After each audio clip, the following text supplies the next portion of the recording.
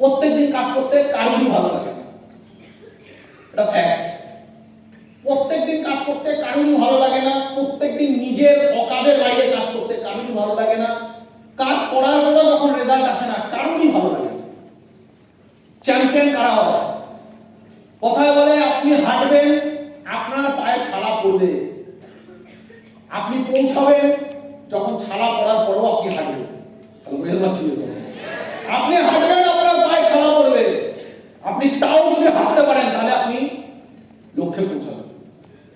इसलिए कहते हैं एक हार में तेरी हार नहीं, एक हार में तेरी हार नहीं, तू इंसान है, तू अवतार नहीं। तू गिर, उठ, दौड़, फिर भाग, तू कई बार हारेगा लेकिन हर बार नहीं।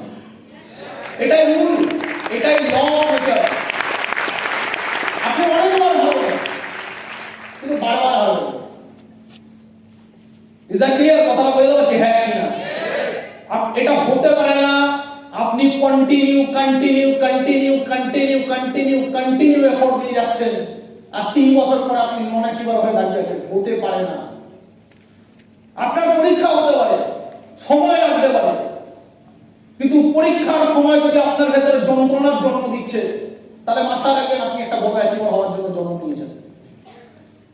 ধোনি আজকে এন্টার ওয়ার্ল্ডে, আমি যা দেখেছি, এন্টার ইন্ডিয়ায় যদি কথা বলি, আমি বেশি ক্রিকেট দেখি না, বাট যতটুকু আমি জানি এন্টার ইন্ডিয়ায় ধোনি এমন একটা ফিগার যাকে মানুষ খুব ভালোবাসে। এই ধোনি কিন্তু, আপনি যদি ধোনির লাইফ দেখেন, আমি যতটুকু পড়াশোনা করেছি তার উপর তাই বলছি, আমি খেলা দেখি না।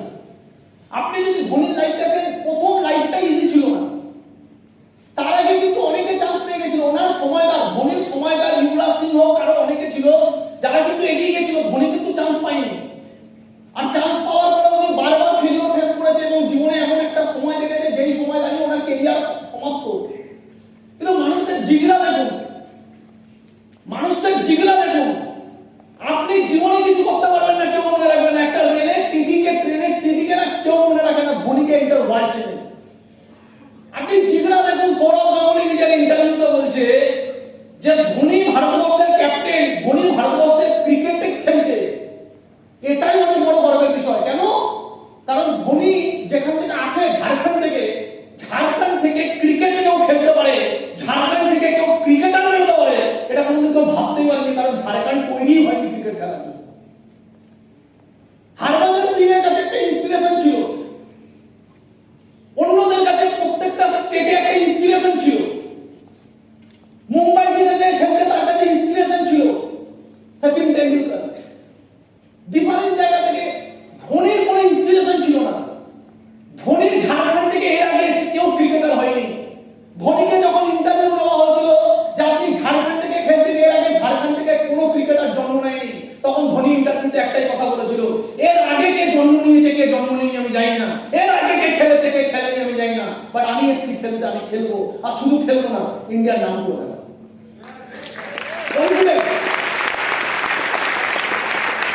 ভাবুন, যার কোনো এক্সাম্পল নেই, ভাবুন যার এর আগে কোনো দিন ঝাড়খণ্ড থেকে কোনো ক্রিকেটার জন্মায়নি, ওই ছেলেটাকে ওপরওয়ালা পরীক্ষা নেয় কিভাবে? ওই ছেলেটা জীবনে একটা সিকিউর জব ছিল, সরকারি চাকরি, 40,000 টাকা 50,000 টাকা মাইনে, যার বাবা বলে দিয়েছিল যদি এই চাকরি তুই ছেড়েছিস তুই জীবনে অনেক বড় ভুল করেছিস। ওই ছেলেটা বাঁচতে পারছিল না এই চাকরি করে, কারণ বলে না স্বপ্ন, আপনি মরতে পারবেন না শান্তি মতো। স্মার্ট ভ্যালু লোক ছাড়ে কি করে আমি জানি না, আপনি বাঁচতে পারবেন না স্মার্ট ভ্যালু ছাড়া। কারণ মানুষ যখন কোনো স্বপ্নের জন্য জন্মায় সে বাঁচতে পারে না। ওই চাকরিগুলো বাঁচতে পারছিল না। যখন ট্রেন যেত তখন ওর মনে যেত, তখনও আওয়াজ শুনতে পেত স্টেডিয়ামে।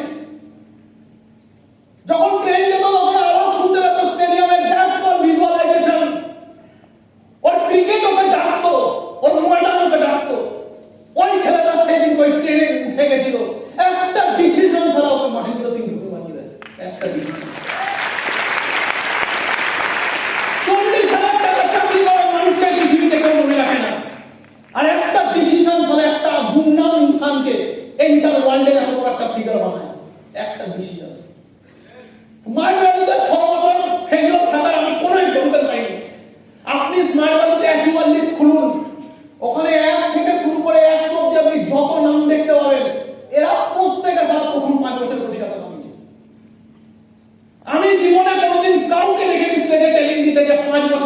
একটা টাকা কামাইনি, যে 5 বছর একটা পিন পাইনি। আপনি কি বলবেন? আজকে আপনি এটা শুনে ইন্সপায়ার হতে পারেন, আপনি এটা শুনে আজকে হাততালি দিতে পারেন। সেই দিনটার কথা ভাবুন, যেই দিন আমার সাথে এটা ঘটছিল, সেই দিন আমার কাছে কোনো এক্সাম্পল ছিল না। এক্সাম্পল নিজেকে বানাতে হয়, নিজেকে বিশ্বাস দিতে হয়। সেই দিনকে আমি একটা কথা ভেবেছিলাম, আমাকে অনেক লোক এসে বলতো, কাউকে দেখেছিস 5 বছরে কিছু হয়নি? আমাকে লোক এসে উদাহরণ দিত বিশ্বনাথ ভৌমিকের কথা, বলছে বিশ্বনাথ ভৌমিক এরা ব্যাংক ম্যানেজার ছিল, তুই জানিস এদের পেনশন কত আসে?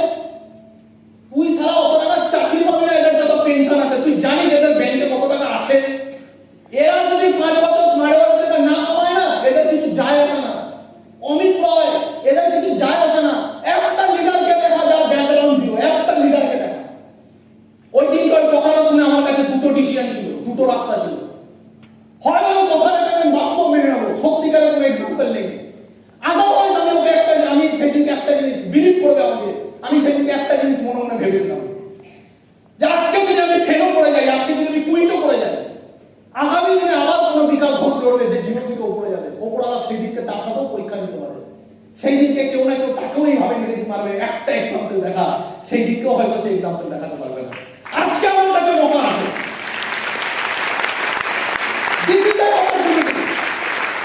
আমার কাছে একটা মৌকা আছে। নেক্সট যদি কোনোদিন কোনো মানুষকে কেউ এই চ্যালেঞ্জ দেয়, কোনোদিন কেউ বলে যে কার হয়নি দেখা তারপর হয়েছে, সেই দিনকে আমি আমার নামটা দেখাবো। সেই দিনকে মানুষের মুখে, মানুষের চোখে যেন আমার ছবিটা বেশি হবে।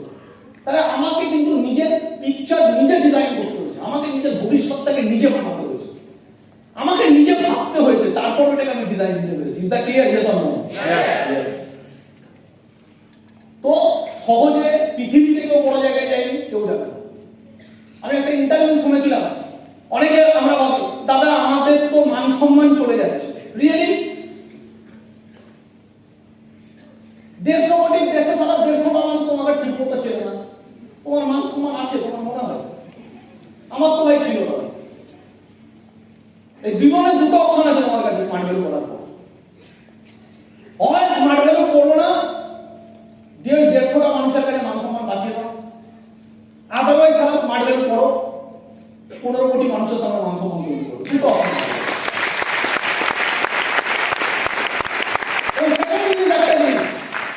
পৃথিবীতে একটা কাজ বলো যেখানে সারা তোমাকে লোক চাইবে না।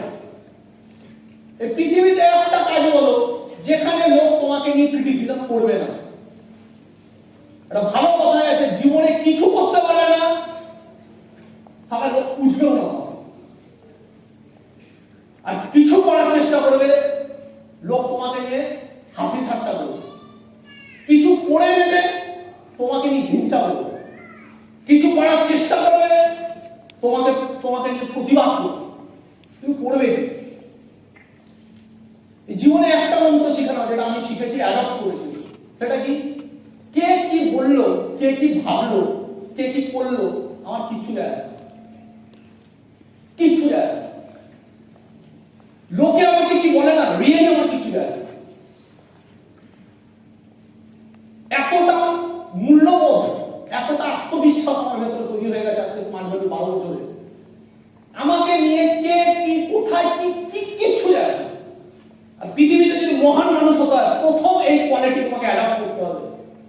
আদারওয়াইজ তুমি মমতা ব্যানার্জি হতে পারবে না, তুমি নরেন্দ্র মোদী হতে পারবে না, তুমি স্মার্ট ভ্যালু বড় লিডার হতে পারবে না, তুমি সচিন তুমি কিচ্ছু হতে পারবে না। আদর্শ পুরুষ ভগবান রাম, তাকে নিয়ে লোক ক্রিটিসিজম করে না। গড কৃষ্ণ, তাকে নিয়ে লোক ক্রিটিসিজম করে না। আল্লাহকে নিয়ে করে না, জিসাসকে নিয়ে করে না, কাকে নিয়ে করে না? মাদার টেরিজাকে নিয়ে করাপশন নেই। তুমি যাও ইউটিউবে গিয়ে লেখো মাদার টেরিজার ডার্ক সাইড, তুমি মাদার টেরিজাকে নিয়ে ডার্ক সাইড পেয়ে যাবে।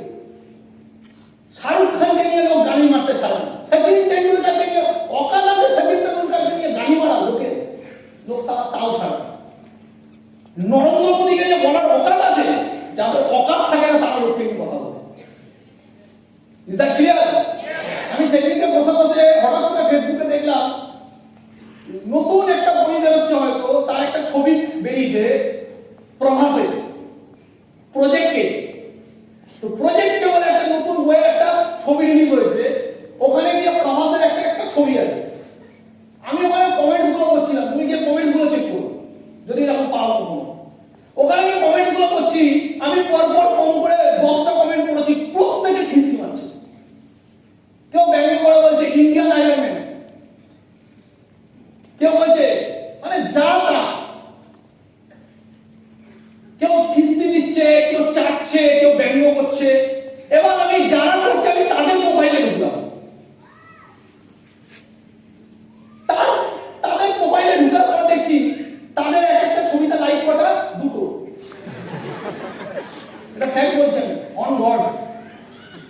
যে কমেন্টস করছে তার ছবিটা লাইক দিত, যার নিজের কোনো অকাত নেই সে প্রভাসকে নিয়ে ক্রিটিসিজম করে।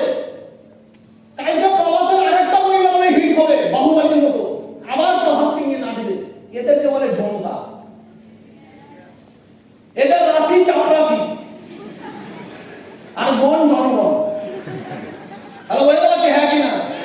এদের গণ জনগণ, রাশি চাপরাশি, এরা হবে জনতা। স্মার্ট ভ্যালুতে ভর্তি হয়েছি, স্মার্ট ভ্যালুর ট্রেনিং পেয়েছি, স্মার্ট ভ্যালুর মতো পবিত্র প্ল্যাটফর্ম পেয়েছি, স্মার্ট ভ্যালুতে এত সুন্দর কোচ পেয়েছি, তাহলে স্মার্ট ভ্যালুর মিল কাসিম হওয়ার জনতা হবো না? জনতা হওয়া মানা তো যদি স্মার্ট ভ্যালু না পেতাম, জনতা হওয়া মানা তো যদি জীবনের টার্গেট সেট না থাকতো, জনতা হওয়া মানা তো যদি লোকের অপমান না পেতাম, জনতা হওয়া মানা তো যদি বুকে জানানো থাকতো, জনতা হওয়া মানা তো যদি আমার বাড়িতে কোটি টাকা অলরেডি থাকতো। আমি জনতা হওয়ার জন্য পয়দা হই। সব কিছু আছে আমার ফেভারে, সব কিছু একটা জিনিস ইন্ডিকেট করছে, কিছু করে দেখা। তাহলে কেন করবো না? লোক সারা করে হারে না, লোক না করে হারে। সুস্মিতা সেন নিজের ইন্টারভিউতে বলছে, জীবনে কিছু করার অপশন পেলে করুন, করে হারুন, এমনি হারবেন না। উনি ওনার জীবনের এক্সপেরিয়েন্স দিয়ে বলছে 1994 সুস্মিতা সেন মিস ওয়ার্ল্ড এর নিজের নাম দিয়েছে, মিস ওয়ার্ল্ড কম্পিটিশন। যখন সুস্মিতা সেন মিস ওয়ার্ল্ড এর কম্পিটিশনে নিজের নাম দিয়েছে, তখন উনি এন্ডেকে জানতে পারেন ওখানে পার্টিসিপেট করেছে ঐশ্বরিয়া রায়। সুস্মিতা সেন বলছে ঐশ্বরিয়া রায় ওই সময় ইন্ডিয়া চর্চিত এমন একটা মেয়ে যার রূপ নিয়ে সবাই মুগ্ধ। আমি সেই দিনকে বুঝে গেছিলাম এই পার্টিসিপেট করে লাভ নেই, আমি হারবো। অ্যাটলিস্ট ঐশ্বরিয়া রায় যেখানে থাকবে সেখানে পার্টিসিপেট করে কোনো লাভ নেই। ওর মতো 27টা মেয়ে ওখানে নিজের নাম উইথড্র করে, তার মধ্যে একজন ছিলেন সুস্মিতা সেন। যখন উনি ওনার নাম উইথড্র করেন, তখন সুস্মিতা সেনের মা সুস্মিতা সেনকে বলে যে তুই তোর নামটাকে উইথড্র করছিস কেন? বলছে মা, যেখানে ঐশ্বরিয়া রায় আছে সেখানে আমার নাম দিয়ে কোনো লাভ নেই, আমি হারবো। তখন ওর মা একটা কথা বলে, আজকে যদি তুই তোর নাম উইথড্র করিস তাহলে তুই কিছু না করে হেরে বসে থাকবি। তোকে বলা হবে হারা হুয়া লড়কি, যে কিছু করেনি। অ্যাটলিস্ট নাম দে, নাম দিলে অ্যাটলিস্ট তুই হারা হুয়া হবি না। তুই ঐশ্বরিয়ার কাছে হেরেছিস, এটা অনেক বেটার। আর জানি ওই হারার পরে আজকে যদি তুই না লড়িস, আজকে যদি তুই না হারিস, লড়তেই যাসনি না, তুই কেন হারলি বুঝবি না। তুই লড়, পার্টিসিপেট কর। হারার পর তুই একটুখানি তো বুঝবি যে তোর কোথায় উইকনেস ছিল, কোথায় কমজোরি ছিল, কি করতে হতো, কি করলে হতো। এইটা শিখে যাবি, তার উপর কাজ করবি, তুই জীবনে অনেক কিছু থেকে জিতে যাবি। সেদিন তোর মায়ের কথা শুনে মিনিংফুল মনে হয়েছিল। সেদিন তোর মনে হয়েছিল লড়ে না লড়ে হারার থেকে লড়ে হারা অনেক বেটার। সেদিনকেও কিন্তু নামটা দিয়েছিল, আর সেদিনকেও নামটা দিয়েছিল বলে আজকে ইতিহাস প্রমাণ আছে। সুস্মিতা সেন সেদিনকে শুধু মিস ইন্ডিয়া জেতেনি, মিস ইন্ডিয়া জেতার সাথে সাথে সুস্মিতা সেন সিলেক্টেড হয়েছিল মিস ইউনিভার্সে, এবং এন্টার ইন্ডিয়ায় প্রথম মিস ইউনিভার্স হয় সুস্মিতা সেন। সেই দিকে ইতিহাস হতো না যদি সুস্মিতা সেন নাম না